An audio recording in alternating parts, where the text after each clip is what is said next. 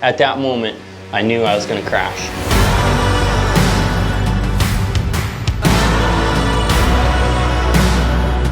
Today's a video I don't really want to make.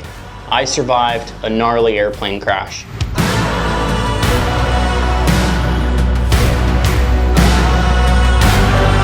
My name is Seth Shelden, and I'm a bush pilot here in Alaska.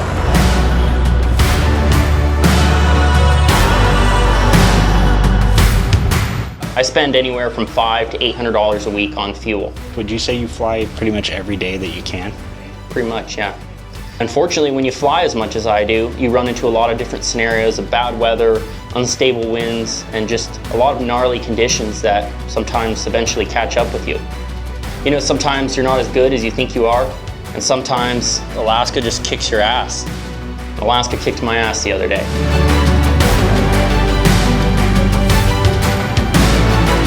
About 1 o'clock in the afternoon, my buddy and I loaded the plane up and took off on what was supposed to be an overnight moose hunting trip. We're gonna try to get my buddy his moose.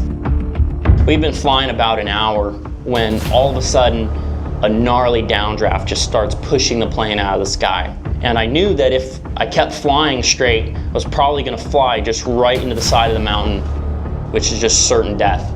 I just kept getting pushed down, down, down, still caught in the downdraft. So I decided to kind of pull off a risky maneuver and turn out of it and go in the opposite direction. Now I knew that I was probably gonna stall when I made that steep turn, but I decided that the risk of that was less than flying right into the mountain. So I nosed the plane down and picked up a little bit of airspeed and turned hard to the right. Stalled in my right turn just like I thought. So I nosed the plane down again and sort of picked up a little bit of airspeed and regained control of the airplane. I completed the 180-degree turn, but that just wasn't enough. We were still getting pushed down, and kind of at that moment I just knew crashing was inevitable. You know, I'm just the type of person, I never give up, and so I told myself I gotta fly this plane till the last second. Kind of what came to my mind was my dad. My dad died in a traumatic accident when I was 3 years old. He fell 800 feet off Twin Peaks. And you know, when you grow up without a dad, you wonder, like, would my dad be proud of me? You know, I hope he would. And that was just what came to my mind in those last few seconds of the crash. Right before we hit, I just pulled the airplane nose up and tried to flare really hard and make it as smooth as possible. We hit my tail wheel and went right to my fronts, and it just tore those right off. And sort of as you're going through this whole crash, you're just thinking, like, when is that piece of metal gonna come up and, you know, end me? Or when is that tree coming through the cockpit? And you just don't know. And I've always thought, like, nobody survives airplane crashes in a small airplane. Like, this is it. Everything just kind of went to slow motion. We're sliding sort of down the side of the mountain on the belly of the airplane and spun, did a 180-degree turn. Everything just stopped, and my windshield was cracked and gone, and wings are crumpled and folded, and I'm just sitting there with my hand on the stick and hand on the throttle. Sort of that smell of hot engine and freshly turned up earth, and my ELT was just sitting there beeping and just stunned in shock, like, what just happened and how am I alive? I didn't want to look back because I didn't know if my buddy was hurt or dead.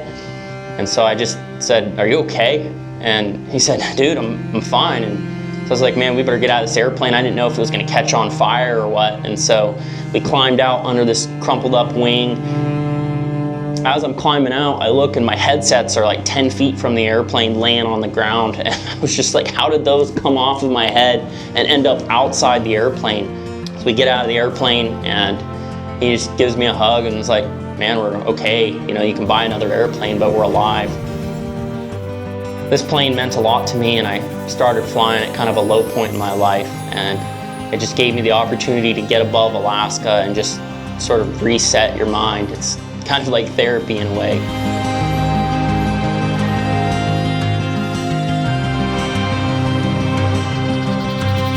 No, I have not given up on flying. Flying is my passion, and I'm looking for another airplane and just can't wait to get back up in the sky. You know, you can stay inside the comfort of your house and never do anything epic, just live a mundane life, or you can get out there, live a full life, and have a little bit of risk and make some hella memories along the way.